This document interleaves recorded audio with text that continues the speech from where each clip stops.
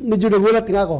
Nagulat din ako kayo. dun sa balita na yon. But then again, nagulat ako at the same time, masaya ako.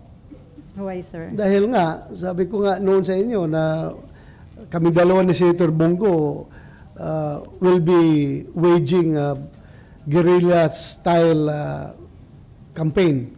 Guerrilla tactics ang gagawin namin kasi hindi kami manok ng administration, hindi rin kami manok ng opposition. Nasa gitna kami, so para kami mga guerrilla nito. So,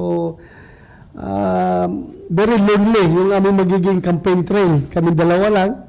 But with that latest information na may tatlong Duterte na tatakbo, at saka kung magsiseryoso si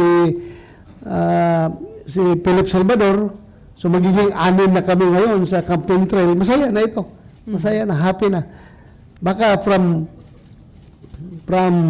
guerrilla tactics, maybe we will be shifting slowly to somehow conventional tactics. Dahil From marami na unconventional to sort of conventional, little conventional.